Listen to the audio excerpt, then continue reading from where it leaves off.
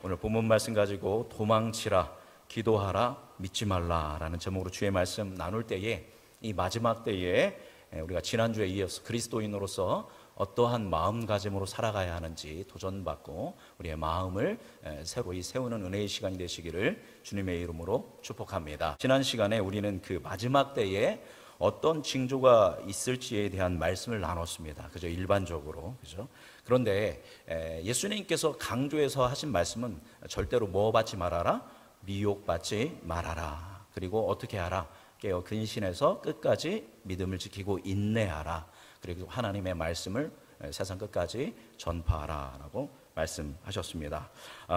어떤 선동과 사람들의 선동과 징조에 현혹되지 말고 하나님 중심, 성경 중심의 믿음을 가지고 주님 다시 오실 때까지 소망을 가지고 인내하며 믿음으로 살아가야 한다라는 말씀, 여러분 기억하시죠? 그렇게 하나님 중심, 예수 그리스도 중심, 성경 중심의 신앙으로 살아가는 여러분이 되기를 주님의 이름으로 축복합니다.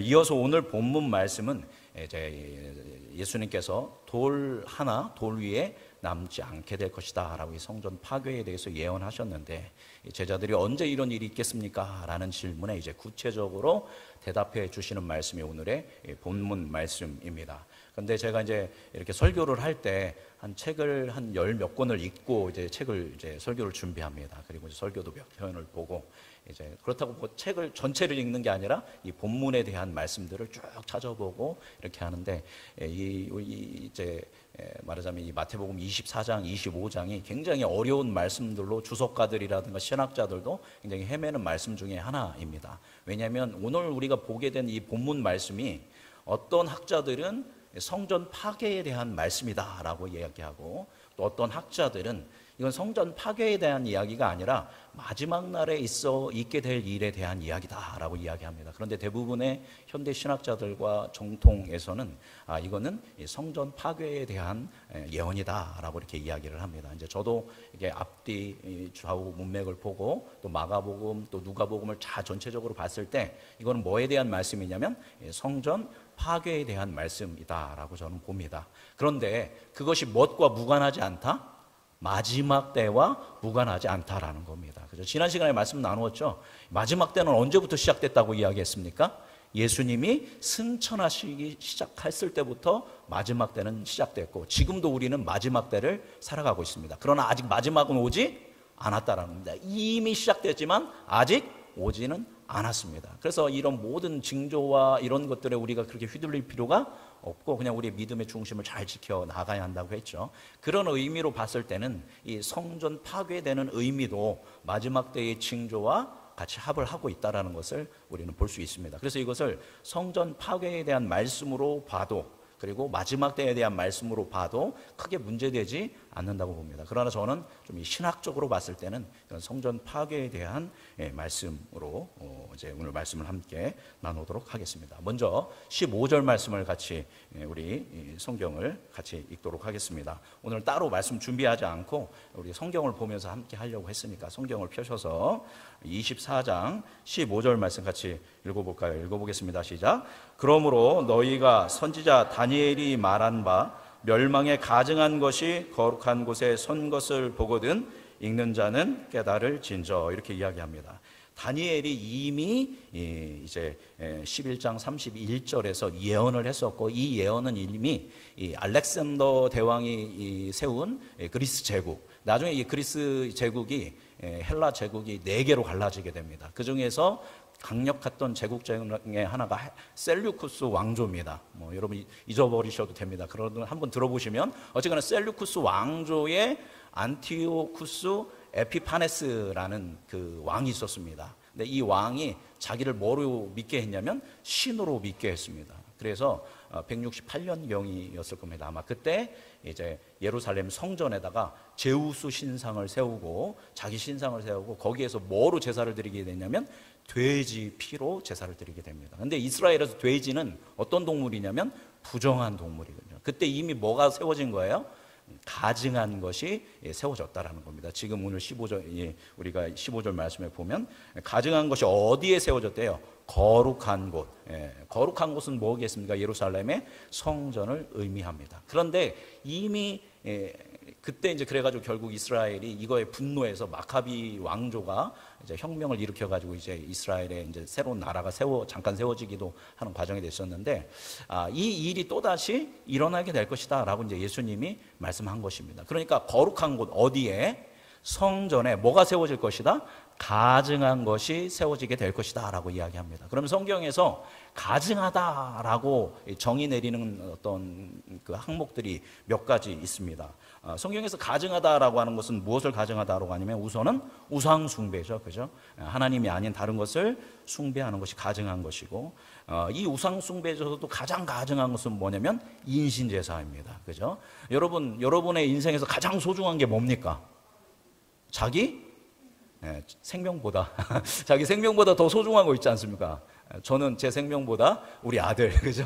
우리 딸, 여러분도 마찬가지라고 봅니다, 그죠? 자식을 뭘로 드리는 거예요? 인신 제사로 이제 우상 숭배하는 것도 아주 가증하게 여겨는 것으로 이 성경에 기록되어 있습니다. 그리고 동성애, 또 성도착, 또 종교적 마술, 또 부정직한 거래, 그리고 죄의적 매음. 이 당대에는 이제 여러분 이제 저번에도 말씀드렸지만 그 올림픽을 할 때 그리스에서 아름다운 그 여인들이 흰 옷을 입고 그 성화에 불을 붙이잖아요. 그 사람들이 다 뭐냐면 신전의 창녀입니다. 창녀. 그 당시에는 예배 드리러 가서 거기에 신전의 여인들과 동침을 하는 게 종교적 방법이었습니다. 그래서 이렇게 예배 드린다고 하면서 음란한 짓을 하는 것을 뭐라고 한다? 가증스럽다라고 이야기합니다. 그러니까 윤리적으로 하나님을 떠난 것들에 대해서 뭐라고 여기냐면 가증스럽게 여긴다는 겁니다. 근데 그 가증한 것이 어디에 세워질 것이다? 이런 가증한 것들이 성전에 서게 될 거다. 그때가 뭐가 되는 때냐면 이 성전이 무너질 때가 된다라고 이야기합니다. 근데 여러분, 지금 제가 앞서 얘기한 가증한 행위들 있죠? 이 가증한 행위들을 아주 종합 선물 세트처럼 다 하는 나라가 있었어요. 이것들을 다 하는 도시가 있었어요. 세계적인 최고의 도시였던 어디였을까요? 바로 로마였던 겁니다. 로마는 이런 가증한 행위들을 다 했던 곳이 바로 로마입니다. 즉, 이 하나님의 성전에 이 가증한 로마인들이 들어와서 로마 군의 깃발을 세우고 로마인들의 종교적인 제의를 행한다라면 그건 이미 무엇이 온 것이다? 이 성전의 파괴, 예루살렘의 마지막 때가 다가온 것이다 라고 예수님께서 이야기하신 것입니다. 자, 여러분, 그렇다면 로마 제국이 곧 어디를 공격할 거라는 겁니까? 바로 이 예루살렘을 공격할 것이다 라는 겁니다. 근데 여러분이 이스라엘 사람들이에요. 여러분 유대인이에요. 자, 근데 로마인이 이 이스라엘의 가장 위대한 도시, 가장 성스러운 성전이 있는 곳, 이 성전을 공격한다라고 하면 여러분은 어떻게 하시겠습니까? 예? 반대한다고요? 예, 반대한다고 로마가 공격을 안 하는 건 아니잖아요. 그죠? 어떻게 하시겠습니까? 가서 싸워야죠. 그죠? 뭐를 지켜내야 돼요? 성전을 지켜내야 한다는 겁니다. 왜냐하면 이 몇백 년 동안, 몇천 년 동안 지켜온 이 성전을, 이 성소를 당연히 지켜내야 한다라는 것입니다. 예루살렘 성전에 뭐가 서지 못하도록, 가증한 것이 서지 못하도록 목숨을 걸고 싸워야 할 겁니다. 대부분의 정통 유대인은 그렇게 생각을 했다라는 겁니다. 실제로 예수님이 돌아가시고 나서 얼마 후에 칼리큘라라고 굉장히 유명한 로마의 황제가 있는데, 이 황제도 자기를 뭐로 믿게 했냐면 신으로 믿게 해서 예루살렘 성전에 제우스 신상과 자기 신상을 세우려고 했었는데, 그래서 모든 걸 진행했는데, 그래서 유대인들이 굉장히 긴장하고 있었는데 어떻게 되냐면 그것을 시행하기 전에 죽게 됩니다. 그런데 유대인들은 굉장히 긴장했고, 그래서 66년에 서기 66년에 예수님 한 서기 30년 정도에 돌아가셨는데, 돌아가시고 한 30여 년이 지난 서기 66년에 로마가 항쟁을 일으킵니다. 독립운동을 일으킨 거죠. 어디로부터? 로마로부터. 아마 유대인들은 대단한 민족입니다. 그 소수민족이 대제국인 로마 제국의 항기를 든 것입니다. 그래서 이제 저항을 해서 항쟁운동이 일어나게 됩니다. 그래서 이 사람들이 어디로 몰려들겠습니까? 당연히 예루살렘과 이스라엘에서 전쟁을 계속 치르는데, 이제 서기 70년이 됐을 때, 주후 70년이 됐을 때 로마의 장수인 티투스라는 장군, 성경에는 디도라고 이야기합니다. 디도, 이제 티투스, 이제 세계사는 티투스라고 하는데, 티투스 장군이 서기 70년에 이 로마의 항쟁을, 독립운동을 진압하기 위해서 예루살렘을 뭐 하냐면 포위하게 됩니다. 그런데 요때 포위를 서기 70년에 포위를 했는데 그때가 언제였냐면 바로 6월절에 3일 전에 6월절 3일 전에 그곳을 포위했다라고 합니다. 그러니까 당연히 이 6월절이 되니까 이스라엘의 많은 사람들이 어디로 모여들어요? 디아스포라들이 다 예루살렘에 모여 있는 그때, 이때를 노린 거죠. 그래서 이 예루살렘에 가장 유대인이 가득할 때 6월절쯤에 거기를 포위하게 됩니다. 그때 열심당원들이 굉장히 많았는데 당연히 이제 독립운동을 일으키니까 열심당원들이 힘을 냈겠죠. 그래서 이 열심당원들이 여기에서 이 가증한 것이 서지 않도록 우리는 뭐를 걸어야 한다? 목숨을 걸고 싸워야 한다. 살 생각하지 말아라. 유태인이라면 이렇게 이야기를 한 겁니다. 그래서 이 예루살렘 성에 그 식량이 굉장히 많이 비축되어 있고 몇 년을 버틸 수 있는데 어떻게 했을까요? 그 식량을 다 폐기한 겁니다. 너희들 여기 식량에서 어떻게 할 생각하지 말고 죽도록 싸워서 승리할 생각해라. 목숨 걸고 승리할 생각해라. 이런 저기를 이제 배수진이라고 하죠. 그렇죠? 배수진을 친 겁니다. 그렇게 해서 이제 목숨을 걸고 이들이 싸움을 시작합니다. 그런데 예수님이 바로 이런 일이 있을 때 당연히 유대인이라면 도망치지 말고 민족을 위해서 성전을 위해서 싸워야 하는데 예수님은 어떻게 하라고 하십니까? 우리 16절에서 18절 말씀 우리 같이 성경 24장 16절에서 18절 읽어보겠습니다. 시작. 그때에 유대에 있는 자들은 산으로 도망할지어다. 지붕 위에 있는 자는 집 안에 있는 물건을 가지러 내려가지 말며 밭에 있는 자는 겉옷을 가지러 뒤로 돌아가지 말지어다. 어떻게 하라고 하셨습니까? 당연히 예수님이 성전에 가서 목숨 걸고 싸우라고 해야 맞는 거 아닙니까? 하나님의 집인데. 그런데 뭐 해라? 당장 뭐 해라? 도망쳐라. 이제 위에서 쉬고 있다가 밑에 집으로도 내려가지 말아라. 이제 옥상이라는 것은 이제 이스라엘 가옥 구조가 위에서 쉴 수 있게 돼 있거든요. 그러니까 밑으로 내려가서 뭐 물건 챙겨서 가지 말아라. 밭에서 일하다가 집에 뭐 가지러 가지 말아라. 겉옷 가지러 가지 말아라. 그냥 전쟁이 지금 일어났다. 가증한 것이 섰다. 로마인이 쳐들어왔다. 그러면 당장에 뭐 해라? 도망쳐라. 그죠?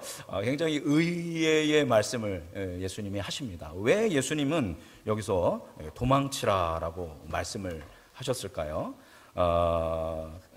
실제적으로 그 기독교 이제 역사가 중에서 가장 오래된 그 역사가인 사람이 누구냐면 유세비우스라는 사람입니다. 이 사람은 기독교인인데 유세비우스가 이제 서기 250년경 사람입니다. 그러니까 최초로 기독교 교회사 역사를 썼습니다. 그런데 그 사람이 이때 어떻게 했냐면 기독교인들이 다 어떻게 했을까요? 대부분의 기독교인들이 예수님의 말씀에 따라서 뭐 했을까요? 실제로 도망을 쳤습니다. 이 일이 일어나는 걸 보고 당장에 이제 다 예수님의 말씀을 기억하고 나누고 있었으니까 야, 가증한 것이 그곳에 설 때가 됐다. 그러니까 우리 다 뭐 하자? 도망치자라고 해서 많은 기독교인들이 산으로 그리고 다른 곳으로 도망을 치게 됩니다. 그러니까 이걸 누가 보고 있어요? 유대인들이 보고 있는 겁니다. 그 유대인들이 보니까 이제 우리는 막 싸움을 하러 예루살렘으로 가고 있고 막 무장을 하고 있는데 같은 유대인들이 막 도망치고 있는 거예요. 쟤들은 뭐야? 왜 도망치고 있어? 그러니까 니들은 뭐야? 그랬더니 얘기하는 거죠. 누가 도망치라고 했다? 예수님이 도망치라고 했다. 그러니까 다 뭐 믿는 사람들이 도망치는 거예요. 예수 믿는 사람들이 도망을 칩니다. 그걸 보고 유대인들은 굉장히 분노하게 됩니다. 이 당대까지만 해도 기독교인들을 박해했지만 그렇게 심하게 박해하지는 않았거든요. 근데 AD 70년에 예루살렘이 멸망당하는 이 시점을 통해서 기독교인은 뭐도 아니다. 유대인도 아니다. 저들은 배신자다. 어떻게 하나님의 성전을 버리고 민족을 살릴 생각을 안 하고 지들 살려고 도망치냐라고 해서 기독교와 유대교가 갈라서게 됩니다. 그래서 AD 90년에 얌니아 총회라고 하는 총회를 유대인들이 열게 되는데 그 유대인에서 기독교인은 이제 뭐 한다? 유대교에서 파문한다. 기독교인들은 더 이상 어디서 예배드릴 수 없다. 회당에서 예배드릴 수 없다. 그리고 이 사람들도 주기도문처럼 유대인들도 기도문이 있는데 그 기도문에 누구를 저주하는 문구를 넣냐면 기독교인을 저주하는 문구를 집어넣게 됩니다. 굉장히 갈라지게 되죠. 이런 상황임에도 불구하고 예수님은 뭐 하라고 하셨어요? 도망치라라고 이야기했습니다. 왜 도망치라고 하셨을까요? 여러분, 이것은 우리가 지난 시간들에 쭉 나누었던 이 말씀, 지금 우리 예수님이 그 예루살렘에 들어와서 일주일 얘기하고 있지 않습니까? 좀 긴 시간 동안 나누고 있지만 지금 예수님이 들어와서 하루 이틀 사흘 이렇게 지나고 있는 상황입니다. 예수님이 예루살렘에 들어와서 지난 시간에도 나누었는데 제일 먼저 뭐부터 하셨습니까? 성전 정화부터 하셨습니다. 근데 이 성전 정화가 아닙니다. 정확하게는 이게 성전 정화가 아니라 이제 더 이상 성전은 성전의 역할을 하지 못한다. 대제사장은 대제사장의 역할을 하지 못한다. 뭐의 종말을 고한 거예요? 성전의 종말을 고한 것입니다. 그 다음에 예수님이 7가지 화를 선언하시고 감람산에 올라가셔서 애곡하셨죠. 뭐를 외치셨습니까? 오늘 주보에 보면 이게 예루살렘입니다. 요만큼이 예루살렘 옛날 시가지인데 여기가 성전 자리고, 예루살렘아 예루살렘아, 암탉이 그 자기 새끼를 품에 품듯 내가 얼마나 너희를 품었느냐라고 하면서 예루살렘의 화를 선언한 것입니다. 어떤 마음으로? 하나님의 헤세드, 안타까운 마음으로, 제발 돌아오기 원하는 마음으로 하셨고, 또 오늘 본문 말씀 24장을 보면 예수님이 성전에서 나가시면서 제자들이 성전 좀 보십시오 했더니 예수님이 뭐라고 하셨어요? 돌 하나도 돌 위에 남지 않게 될 것이다 라고 예언을 하신 것입니다. 즉 이것을 전체적으로 얘기하면 예수님은 이스라엘 백성들이 하나님의 선민으로서 제사장 민족으로서의 역할에 대한 종말을 얘기하신 것이고, 예루살렘의 종말을 얘기한 것이고, 성전의 종말을 얘기한 것입니다. 이제 더 이상 이스라엘 백성만이, 유대인만이 선민도 아니고, 예루살렘만 위대한 성소도 아니고, 성전만이 하나님의 임재하는 장소가 아니게 된 것입니다. 그 예루살렘이, 그 이스라엘이, 그 성전이 누구를 거절했어요? 그 대제사장이 예수님을, 하나님의 아들이시자 하나님은 예수님을 거절하고 예수님을 십자가에 못 박아 죽게 만드는 역할을 감당하게 된 것입니다. 즉 구원의 세계를 거절했기 때문에 이들에게는 뭐가 임한 거예요? 이게 심판이 임한 겁니다. 유대인들 입장에서는 누가 쳐들어온 거예요? 로마가 쳐들어와서 이 거룩한 나라, 거룩한 도시, 거룩한 성전을 깨트리기 때문에 이거 목숨 걸고 지킨다고 했지만, 이것은 예수님의 입장에서, 하나님의 입장에서는 누구를 회초리로 들어서, 로마를 회초리로 들어서 어디를 징계하시는 겁니까? 예루살렘을, 이스라엘을, 그리고 성전을 징계하시는 이야기다라는 겁니다. 그래서 더 이상 이 하나님을 따르고 예수 그리스도를 믿는 사람들은 그 성전에, 그 도시에 가치를 둘 필요가 없다라는 겁니다. 그러니까 기독교인들이 비겁해서 죽기 싫어서 자기들이 살려고 도망친 게 아니라는 겁니다. 나중에, 그래서 이제 기독교인들은 이제 성전을 위해서, 예루살렘을 위해서 목숨 걸 게 아니라, 기독교인들은 뭐를 위해서 목숨을 거는 사람들입니까? 예수 그리스도를 위해서, 복음을 위해서 목숨을 거는 사람들입니다. 그래서 이후에 이제 본격적으로 70년, 80년, 이제 또 그 64년의 로마 화재, 그리고 도미티안, 후에 보면 100여 년경에 도미티안, 어마어마하게 로마 제국에서 기독교인들을 뭐 해요? 박해합니다. 핍박합니다. 그때 수많은 기독교인들이 뭐 했습니까? 의연하게 순교했다라는 겁니다. 도망치지 않고 숨지 않고 당당하게 찬양을 부르면서 콜로세움에서 그렇게 순교를 했다라는 겁니다. 즉 기독교인들이 비겁하고 살려고 도망친 게 아니라, 그 당시의 예루살렘과 성전은 그 목숨을 걸 만한 가치가 있는 곳이 아니었던 겁니다. 예수님이 그거에 대한 종말을 고하고, 이제 그 성전과 하나님의 나라와 하나님의 도시의 역할을 누가 감당하는 거예요? 예수 그리스도께서 감당하고, 예수 그리스도께서 그것을 누구에게 위임하셨습니까? 우리 그리스도인에게, 그리고 그리스도인의 공동체인 교회에 위임하신 것입니다. 그래서 너희들은 생명을 통해서 무엇을 위해서 살아라? 복음을 위해서, 하나님의 나라를 위해서, 예수 그리스도를 위해서, 하나님을 위해서 살아라 라는 의미로 어디를 떠나서, 예루살렘 성을 떠나서 도망치라고 말씀한 것이다 라는 것입니다. 그래서 첫 번째, 뭐 해라? 도망쳐라. 그때가 되면, 그죠? 자, 두 번째 뭐 하러 가십니까? 우리 19절에서 22절 말씀, 20장 19절에서 22절 읽어보겠습니다. 시작. 그날에는 아이벤 자들과 젖먹이는 자들에게 화가 있으리로다. 너희가 도망하는 일이 겨울이나 안식일에 되지 않도록 기도하라. 이는 그때에 큰 환란이 있겠음이라. 창세로부터 지금까지 이런 환란이 없었고 후에도 없으리라. 그 날들을 감하지 아니하면 모든 육체가 구원을 얻지 못할 것이나 그러나 택하신 자들을 위하여 그날을 감하시리라. 예. 그때를 위해서, 그때에 겨울이나 이때가 안식일이 되지 않도록 너희는 뭐 해라? 기도하라. 첫 번째 뭐라고 했죠? 도망쳐라. 두 번째, 이 고난의 때를 위해서 뭐 해라? 기도하라 라는 것입니다. 왜냐하면 이때의 환난은 창세 전부터 지금까지 이런 환난이 뭐 했다? 없었다라는 겁니다. 예수님 때까지 이 정도로 유대인들이 고통당하는 때가 없었다라고 이야기하고 계시는 것입니다. 예언하시는 것입니다. 실제로 이제 그 AD 70년에 66년부터 70년까지 전쟁을 치렀는데 70년에 로마인들이 이 성을 포위하게 되는데, 이 로마와 유대와의 이 전쟁은, 로마와 이스라엘의 전쟁의 결과는 아주 참혹하기 그지없었다라는 겁니다. 로마인들은 뭐 완전 천상, 태어났을 때부터 뭘로 산 사람들입니까? 군인으로 산 사람이고, 유대인들은 그러지 않았죠. 겨우 열심당원 정도 되는 사람들이 품에 칼 들고 다닐 뿐이지, 그러나 유대인들의 정신은 무시할 수 없지만 전략적으로 봤을 때는 상대가 되지 않았다라는 것입니다. 아까 제가 이제 유세비우스 얘기했지만, 이제 유대인 중에서 이 당시에 항쟁을 하다가 항복을 해서 목숨을 이제 유지한 사람이 있는데, 그 사람이 누구냐면 요세푸스입니다. 들어보셨을까요? 요세푸스라고 하는 유대인 이제 로마의 역사학자입니다. 이 요세푸스에 의하면 이 당시에 몇 명이 예루살렘 성에서 죽었냐면 110만 명이 죽었다고 합니다.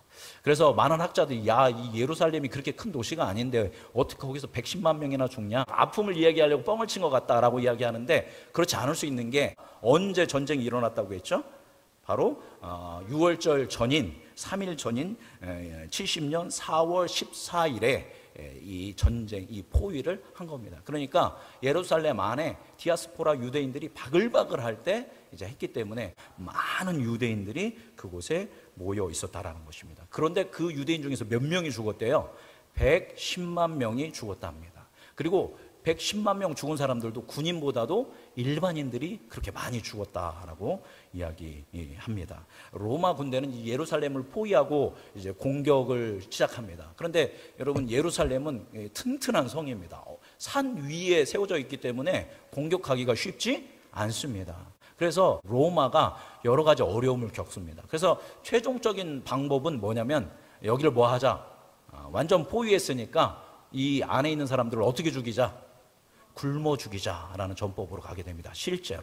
그래서 4개월에서 5개월 동안 포위를 풀지 않고 도망칠 수 있는 그런 그 문이라든가 이런 데다 다 뭘 쌓냐면 토성을 쌓습니다. 그리고 예루살렘이 이제 성전산에 있거든요. 근데 예루살렘 성전산과 마주보는 산이 여러분 잘 아는 감난산입니다. 여기에 예루살렘 산이 있고 여기에 감난산이 있습니다. 그래서 이 감난산에 로마의 이제 군인들이 진을 치고 서로 이제 싸움을 시작합니다. 그런데 이제 제가 말씀드렸죠. 열심당원들 간에도 이제 분쟁이 일어나는데, 그 사람들이 결상전을 하기 위해서 뭐를 했댔어요? 식량을 다 폐기했댔잖아요. 그러니까 예루살렘 성에 먹을 게 없어지기 시작하는 거예요. 그러니까 요세푸스가 뭐라고 썼냐면, 한 여인이 자기의 아이를 어떻게 했다? 반을 구워 먹고 반은 사람한테 뺏기지 않으려고 숨겨두었다. 이렇게 기록을 하고 있습니다. 이제 요세푸스도 그때 포위 당할 때 그 안에 있었던 사람입니다. 그 정도로 기록을 했고요. 그러니까 사람들이 굶어 죽는 사람들이 여기저기서 막 나오기 시작합니다. 4개월에서 5개월이 됐으니까요. 끔찍한 거죠. 이제 그러다가 이제 하나하나 이제 공격을 해서 이제 성문들을 하나하나 로마 사람들이 정복을 하기 시작합니다. 그러니까 유대인들이 지금 그 거룩한 성소의 성전에 뭐가 서면 안 돼요? 가증한 것이 서면 안 되니까 그 입구에 뭐를 붙이냐면 불을 붙이게 됩니다. 그러면서 로마인들도 화공을 쓰기 시작합니다. 불을 붙이면 쓰는데, 그 불이, 로마인들이 불이 붙인 불이 어디로 퍼져나가게 되냐면, 여기 보이시죠? 이 정도로 크진 않았지만 거의 이만큼의 도시였습니다. 여기가 다닥다닥 붙어 있으니까 이 유대인들의 주거지에 뭐가 붙기 시작해요? 불이 붙기 시작합니다. 그러니까 사람들이 불이 붙으니까 뭐를 가야 돼요? 피난을 가야 하잖아요. 근데 어디에 갇혀 있어요? 성에 갇혀 있습니다. 그러니까 막 움직이다가 뭐 하기 시작하냐면 서로 짓밟혀서 압사당하는 어떤 이런 끔찍한 일들이 일어납니다. 그러니까 첫 번째는 뭐로 죽었어요? 아사죠. 굶어 죽고. 두 번째 어떻게 죽어요? 압사당해서 죽고. 세 번째는 어떻게 죽습니까? 지금 뭐가 붙었어요? 불이 붙었으니까 불에 죽고, 이제 그 다음에 이제 물밀듯이 이제 로마 군인들이 들어와서 살아있는 사람들을 또 어떻게 해요? 죽이기 시작합니다. 그렇게 해서 죽은 사람이 몇 명이 돼요? 110만 명이 죽었습니다. 그러니까 창세 전에부터 지금까지 예수님 말씀하실 때까지 이렇게 처참하게 예루살렘이 짓밟히고 죽은 일이 없을 정도로 이런 고난이 오니까 이때를 위해서 너희 뭐 해야 한다? 기도해야 한다라고 이야기하고 있습니다. 아마 제가 생각하기에 모든 기독교인들이 도망치지 못했을 겁니다.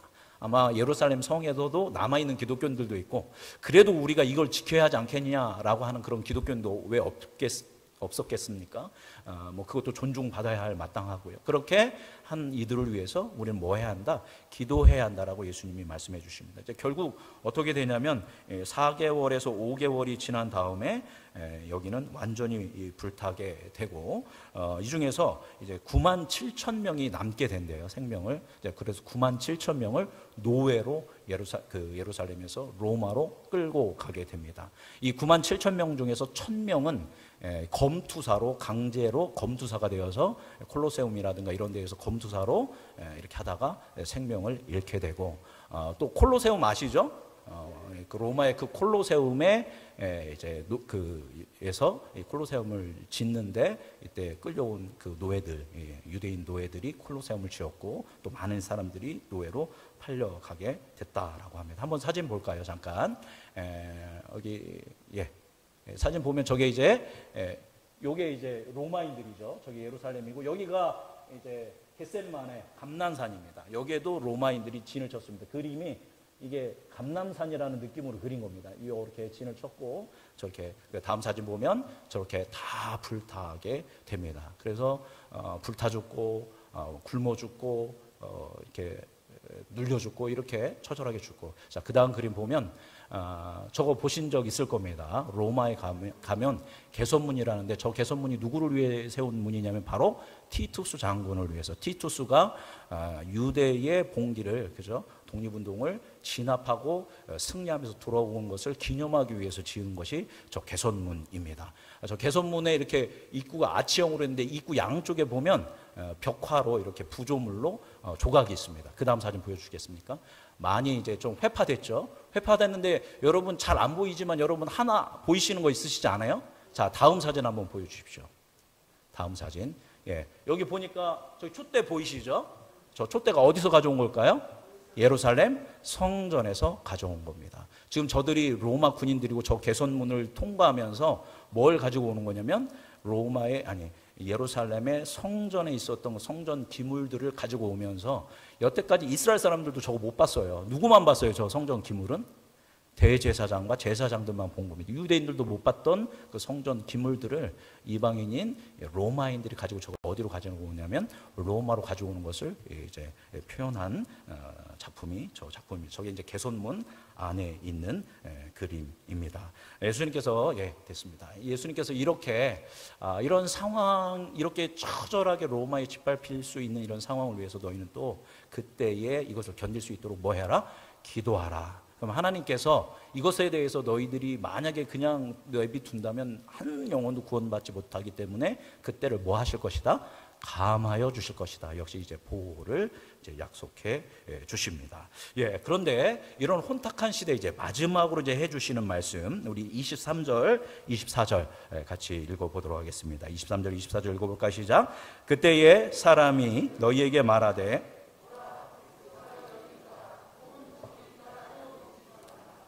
거짓 그리스도들과 거짓 선지자들이 일어나 큰 표적과 기사를 보여 할 수만 있으면 택하신 자들도 미혹하리라. 이와 같이 66년에서 70년 사이에 유대와 로마가 전쟁을 치를 때 나라가 혼택하니까 그때 내가 구원자다, 내가 메시아다, 내가 그리스도다라는 사람들이 여기저기에서 들고 일어나기 시작했다라는 겁니다. 그것에 대해서 예수님이 예언했죠. 그리스도가 여기 있다, 저기 있다라고 해도 뭐 하지 말아라? 믿지 말아라라는 겁니다. 이들에게는 특징이 있는데 선동을 한다라는 겁니다. 사람들한테 막 여론몰이를 합니다. 저기 누가 있었는데 드다라는 사람이 일어났는데 저기 그 에베네셀 벤 야이르라는 사람이 일어났는데 그 사람이 구원자 같다라고 하면서 사람들을 몰이를 해가지고 모이게 하는 것입니다. 근데 24절을 보니까 그러한 거짓 그리스도들과 거짓 선지자들이 뭐를 일으킨대요? 큰 표적과 기사를 일으킨다라는 겁니다. 여러분, 이 거짓된 그리스도, 거짓된 구원자, 거짓된 선지자들이 뭐를 일으켜요? 기적을 일으킨다라는 겁니다. 병든 자를 고치고 미래에 대한 예언을 맞추는 일들이 일어난다는 겁니다. 왜냐하면 할 수만 있으면 누구도 미혹하기 위해서, 택하신 사람을 미혹하기 위해서 이런 일들을 한다라는 것입니다. 자, 그러니까 다시 말하면 말세에 택한 자, 하나님의 사람을 미혹하는 방법으로 사탄이 쓰는 가장 좋은 방법은 뭐래요? 큰 기사와 표적과 기사, 이적이라는 겁니다. 그죠? 자, 이게 뭐 하는 겁니까? 미혹이라고 했죠. 지난주 말씀 기억하시죠? 미혹한다는 걸 무엇을 미혹한다라고 얘기했습니까? 뭐에서 떠나게 하는 것? 하나님에게서 초점을 떠나게 하는 것. 하나님의 말씀에서 초점을 떠나서 기적을 본다든가, 현상을 본다든가, 아니면 교주를 본다든가, 아니면 목회자를 본다든가, 선지자를 본다든가, 그를 뭐 보는 거예요? 하나님 보듯이 보는 거예요. 철저하게 우리가 하나님 말씀만 봐야 하는데, 이러한 것이 미혹하는데, 미혹에서 가장 잘 쓰이는 방법이 놀랍게도 뭐냐면 기적이라는 겁니다. 그죠? 현대 사회에도 우리 한국도 보면 기적을 굉장히 중요시하는 것이 우리 한국의 문화입니다. 왜냐하면 우리는 5,000년 동안 비나이다 뭐의 저기가 있냐면 DNA가 있냐면 샤머니즘의 그 DNA가 있습니다. 그래서 어떤 목사가 훌륭한 목사냐, 그죠? 기도를 많이 해서 뭐를 일으키는 목사, 기적을 일으키는 목사. 제가 여러분 딱 이제 영 분별의 은사가 있어서 여러분의 가슴을 딱 보면 여러분의 마음이 다 보이는 거예요. 그래서 권사님 어제 뭐 드셨죠? 어디 가셨죠? 그럼 목사님 이렇게 하면서 우리 목사님이 영역 있으시다고 하고 목사님 너무 힘듭니다. 그러면 이걸 하고 성경 몇 번 읽고 주기도문 몇 번 외워보십시오. 그래서 딱 했는데 정말 그 일이 이루어져요. 예를 들면 이러면 그 목사님 뭐 한 목사님이에요? 능력 있는 목사님이에요. 근데 우리 목사님은 그냥 기도만 하고 설교만 열심히 하고 그냥 신방하지 뭐 능력도 없고 기적도 없고, 그럼 우리 목사님 그냥 목사지 뭐. 우리 목사님이 이러는 거예요. 그죠? 여러분, 어떤 목사가 훌륭한 목사입니까? 물론 기적도 일으키면 좋지만 여러분으로 하여금 여러분이 누구를 바라보도록? 하나님을 바라보도록. 목사는 가이드가 되어야 돼요. 막 카리스마를 가지고 막 영웅이 돼서 막 교인들을 막 휘어잡고 나를 따르라, 나를 따르면 복받고 나를 따르면 구원받는다, 이게 좋은 목사가 아닙니다. 여러분으로 하여금 목사가 아닌 누구를 바라보도록? 하나님을 바라보도록. 그래서 목사가 없어도 고난의 상황이 돼도 여러분 상관이 없어요. 그죠? 여러분이 만약 우리에게 위기가 오고 고난의 때가 와도 누구의 믿음으로 사는 거예요? 하나님이 나에게 주신 믿음을 가지고 누구를 바라보며 하나님을 바라보며 살게 하는 목사가 좋은 목사입니다. 저는 그런 목사가 되고 싶어서 노력하고 있습니다. 그죠? 그러니까 막 저한테 막 카리스마와 막 능력과 기적 뭐 일어나면 좋지만 그런 거 바라지 말고 우리 목사님 그냥 나를 어디로만 인도해 주십시오. 푸른 초장 맑은 시냇 물가로 하나님한테로만 내가 예수님을 잘 믿도록만 도와주십시오. 그러시면 되는 겁니다. 그죠? 물론 능력 있으면 좋죠. 그죠? 저도 그 능력도 달라고 기도하지만, 그죠? 마지막 세대의 미혹은 뭘로 일어난다? 표적과 기사입니다. 여러분, 대부분 표적과 기사를 일으키는 카리스마 있는 목사들 다 무너집니다. 여자 문제로 무너지고 돈 문제로 무너지고 또 자기가 영웅으로 무너지고 나중에는 교주가 되는 경우도 많습니다. 성령 사역자들이라고 불리는 사람들이 그러한 사역을 하는데 여러분 기가 막힙니다. 막 샥 하면 막 몇백 명씩 넘어져요. 그러면 그거 보면서 야, 여기 뭐가 임하였다? 성령이 임하였다. 그죠? 하고 넘어집니다. 그게 성령이 하실 일입니까? 여러분? 또 어디 보면 막 이렇게 기도하면 여기 막 금가루가 있고 은이빨이 금으로 변한대요. 물론 성령님이 하실 수 있지만 성령님이 그런 일을 왜 하세요? 그죠? 하나님은 우리로 하여금 그런 기적과 이적과 이런 거에 집중하지 않고 누구를 바라보기를 원하신다? 예수 그리스도를, 성부, 성자, 성령 삼위일체 하나님을 보고 기적 안 일어나도 아무 문제 없어요. 내 안에 병이 와도 내 안에 고난이 와도 아무 문제 없어요. 그냥 나는 누구를 바라보면서 하나님을 바라보면서 나의 길을 주님 오실 때까지 믿음으로 가는 겁니다. 그런데 그 길이 기쁨이고 그 길에 감사가 넘치는 겁니다. 상황으로 인하여 환경으로 인하여 감사가 넘치는 게 아니라 누구 때문에?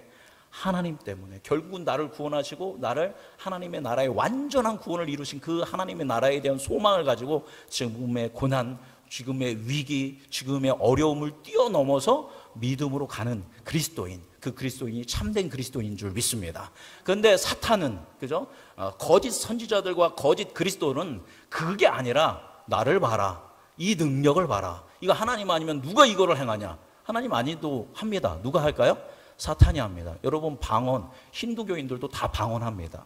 여러분, 축기, 스님들도 축기합니다. 이런 것들은 각 종교에서 다 있다라는 겁니다. 그래서 우리 기독교가 이런 역사가 있고 이런 뭐 기적이 있고 이건 우리 아니다라는 겁니다. 그죠? 분명하게 어둠의 권세도 이런 것들을 할 수 있기 때문에 마지막 세대가 되면 특히 무엇으로 미혹한다? 이러한 기적과 표적과 현상과 이런 징조로 여러분을 미혹하기 때문에 이런 것들에 흔들리지 말고 우리는 뭐 해야 한다? 오직 하나님을 붙들어야 한다라는 겁니다. 그래서 23절에 보니까 뭐 하지 말아라? 마지막에 23절 뭐 하지 말아라 써 있어요? 믿지 말아라 라고 쓰여 있습니다. 우리 25절에서 27절 읽어보겠습니다. 25절에 27절 읽어볼까? 시작.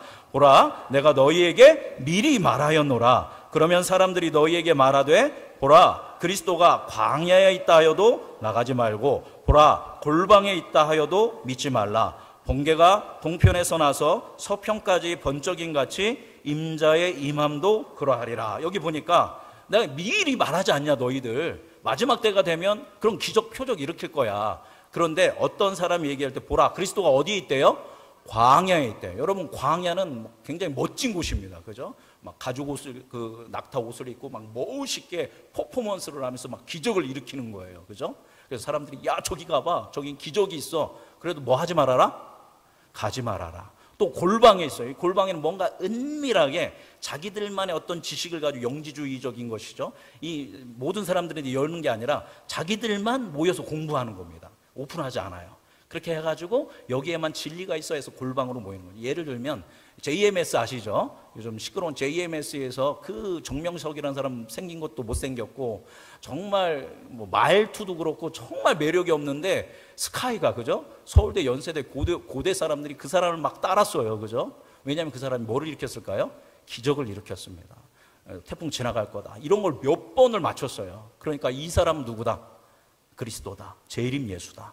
왜냐하면 그 사람이 예수님도 보잘것 없었다, 키 160도 안 됐고 낙타 타고 그 새끼 낙이 탈 만한 체격밖에 안 됐고 뭐 시골뜨기고 나도 그렇다, 이런 식으로 이제 교리를 만드니까 JMS의 어떤 그런 카리스마적인 걸 가지고 넘어갑니다. 그래서 축구 대회를 하게 되면 그 정명석이 축구 한 경기에 뭐 100골을 넣습니다. 100골을.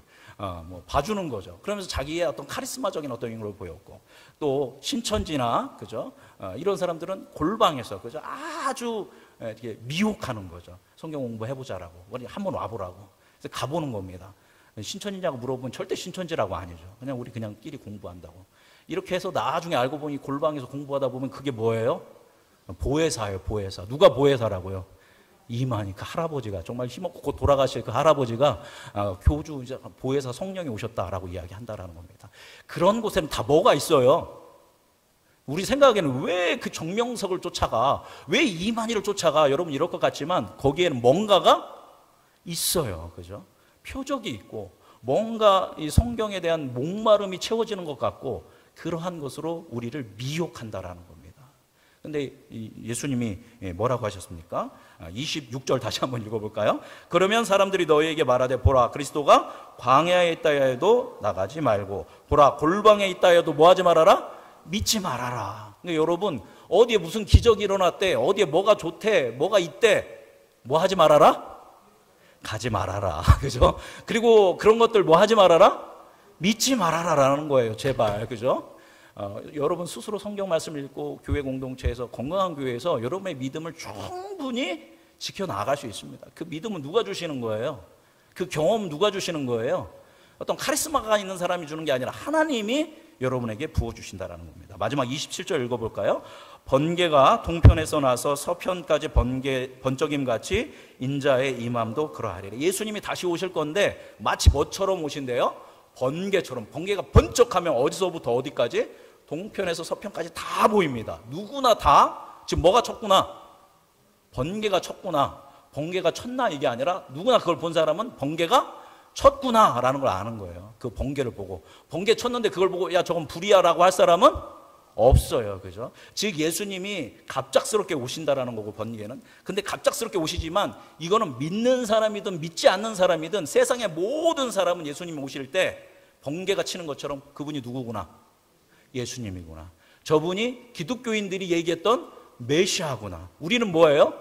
그토록 기다리던 주님이 오시는군요 하면서 기독교인들은 맞이할 것이고, 믿지 않는 사람들도 심지어 저분이 그렇게 기독교인들이 전도하려고 했던 누구구나? 예수님이구나. 이거는 다 알게 된다라는 거예요. 와서 들어봐, 와서 성경 공부 한번 해봐, 와서 그분을 한번 만나봐 할 필요가 없어요. 검증할 필요가 없어요. 주님은 그렇게 다시 올 때는 완전하게 모든 사람들에게 공개적으로 온다라는 겁니다. 그러니까 저 말도 안 되는 거짓된 그리스도들과 거짓된 선지자들, 제가 막 강하게 표현하고 싶지만 이 독사의 새끼들이라고 하고 싶은데요, 그러한 것들에 현혹될 필요가 전혀 없어요. 그죠? 그래서 우리 음성중앙교회 성도님들은 이 말씀 오늘 이제 정리하겠는데요. 첫 번째, 이 마지막 때에 뭐 해야 한다? 뭐 쳐라? 저 여기 있죠? 도망쳐라. 도망치라는 건 뭡니까? 이 세상은 여러분에게 헛된 곳에 여러분의 에너지를 쏟게 하고 그것에 전쟁하게 되고 그거에 삶을 던지게 하는데, 그것에서 나와서 누구에게로 나아가라? 하나님께로 나아가라. 이 도망치라는 것은 이 패배적인 것을 얘기하는 게 아니라 누구에게 피하라는 거예요? 하나님께 피하라는 거예요. 여러분의 마음이 시끄럽고 욕망으로 시끄러울 때 누구 앞에 나와서? 주님 앞에 나와서 주님 앞에 머무르시는 여러분이 되기 바랍니다. 그리고 이 고난의 때에 우리는 뭐 해야 한다? 기도해야 한다. 하나님께서 그것을 감하시도록. 그리고 마지막으로 중요한 뭐 하지 말아라? 믿지 말라. 누구를 믿지 말라? 하나님을 믿지 말라라는 건 아니죠. 이런 미혹된 거짓 그리스도인들, 그죠? 거짓 선지자들, 거짓 그리스도들. 특별히 이들은 뭐 한다고요? 큰 기적과 이적, 그리고 미혹의 말씀들을 여러분은 미혹할 겁니다. 그런 것에 현혹되지 아니하고 그냥 누구 중심으로? 하나님 중심으로, 말씀 중심으로, 사람 보지 않고, 그죠? 오직 주님만 바라보면서 이 마지막 때를 온전하게 주님을 위해서, 하나님 나라 위해서 쓰임 받는 우리 음성중앙교회 모든 성도님들 되시기를 주님의 이름으로 축복합니다. 기도하겠습니다. 거룩하신 주님,